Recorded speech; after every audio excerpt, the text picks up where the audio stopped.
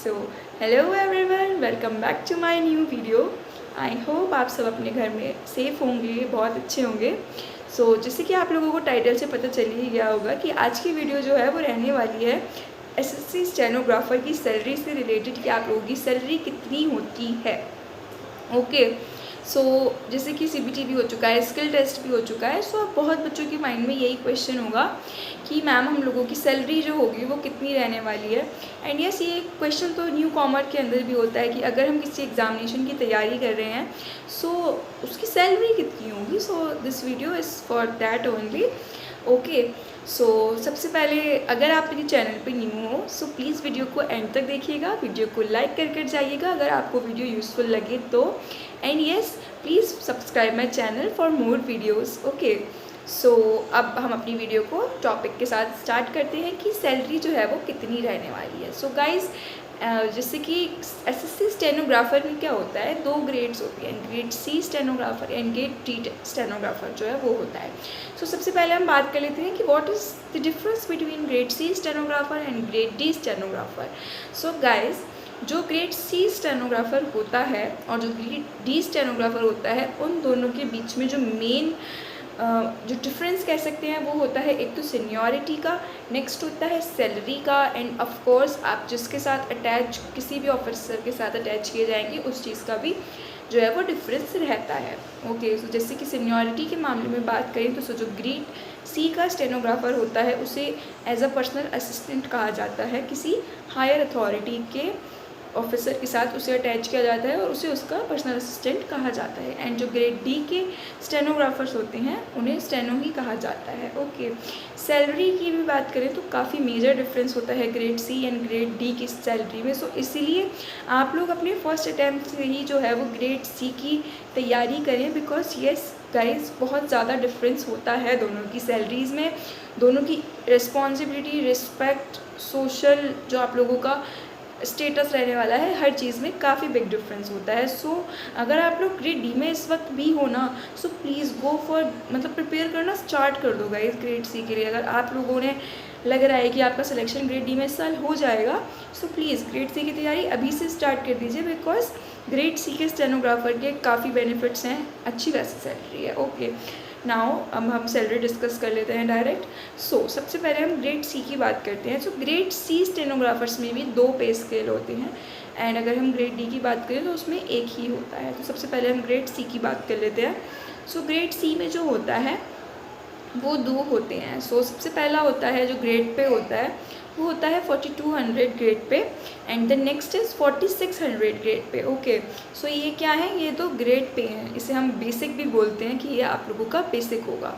Okay, and the next grade D की बात करें ग्रेड डी का जो ग्रेड पे होता है वो होता है 2400। गाइज, आप लोगों को ग्रेड पे से ही पता चल गया होगा कि कितना डिफरेंस जो है वो आपकी एक्चुअल सैलरी में रहने वाला है।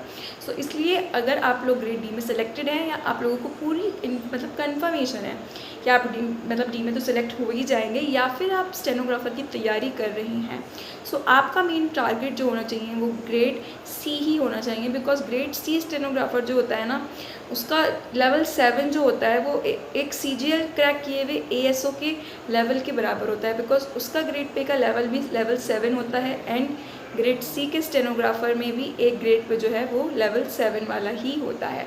गाइज, इसलिए ग्रेड सी की तैयारी आप लोग सभी स्टार्ट कर दीजिए। अभी मैंने आपको क्या बताया, ग्रेड पेस बताए, अब मैं आपको सैलरी जो है वो एवरेज ऑन एवरेज बता देती हूँ कि आप लोगों को कितनी मिलने वाली है। ओके, हम सबसे पहले बात कर लेते हैं ग्रेड सी के जो स्टेनोग्राफर्स होते हैं उनके लिए।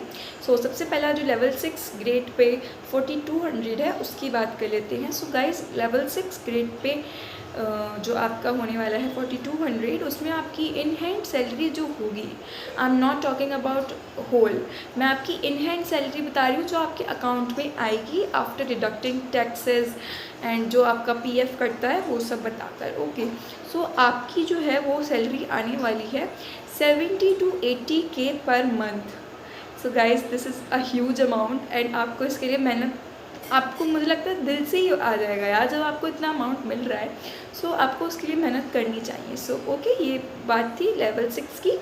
फॉर ग्रेड पे 4200 आपकी सैलरी इन हैंड रहने वाली है।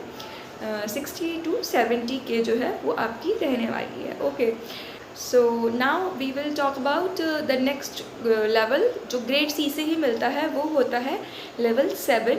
उसका ग्रेड पे होता है 4600 पर मंथ जो है वो आपका मतलब होता है। सो उसमें जो आपकी in hand salary per month रहने वाली है guys, it is approximately 75 to 85 के। आप लोग देख रहे हो कितनी अच्छी जो आप लोगों की सैलरी होने वाली है अगर आप ग्रेड सी में सिलेक्शन लेते हो तो। ओके, नाउ मैं आप लोगों को ग्रेड डी यानी कि 24 जो आपका ग्रेड पे होने वाला है उसकी सैलरी बता देती हूँ। उसकी सैलरी रहने वाली है 45K to 55K in hand.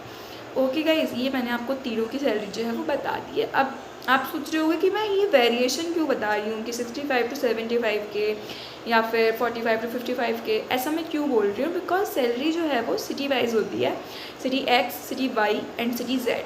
अब आप लोग सोच रहे होंगे कि ये X city, Y city and Z city क्या है। सो गाइज, ये जो होती है ये महंगाई के अकॉर्डिंग जो है यहाँ लोकेशंस जो हैं वो बांट दी जाती हैं। जो सबसे कॉस्टली सिटी होती है वो एक्स सिटी में आती है, वहाँ पर सबसे हाई सैलरी मिलती है।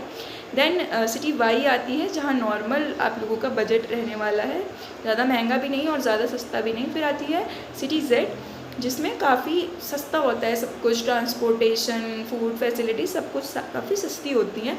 इस बेसिस पे जो है इन सिटीज़ को बांट दिया जाता है एंड आपकी सैलरी जो है आपको जहाँ पोस्टिंग मिलेगी, जिस सिटी में पोस्टिंग मिलेगी उसके अकॉर्डिंग मिलेगी। ओके ना। सो अब एक चीज़ ये भी आप लोगों के मन में आएगी कि एक्स सिटी, वाई सिटी और जेड सिटी में कितना कितना वेरिएशन जो है वो रहता होगा। सो गाइज, इन तीनों के बीच में आप मान लीजिए 4 to 3000 का वेरिएशन जो है वो रहता है। ओके, यानी कि अगर आपको एक्स सिटी में 75 मिल रही है तो वाई में 70 एंड जेड में आप 65 को मानकर इन हैंड चलो। ओके, सो आई होप आपका सैलरी वाला जो टॉपिक है वो आपके माइंड से मैंने क्लियर कर दिया होगा। अगर आप लोगों को कोई और इंक्वायरी हो तो आप कमेंट सेक्शन में पूछ सकते हैं। एंड येस, अगर आपने वीडियो यहाँ तक देख ही लिया है so please like my video. And yes again, अगर आप न्यू हो सो प्लीज़ चैनल को सब्सक्राइब कर जाइएगा। एंड येस, जो भी लोग मेरे टेलीग्राम चैनल से जुड़ना चाहते हैं, टेलीग्राम लिंक जो है वो बायो में मेंशन है, आप उसे क्लिक कर डायरेक्ट टेलीग्राम चैनल को भी ज्वाइन कर सकते हैं। So thank you so much everyone, that is for today.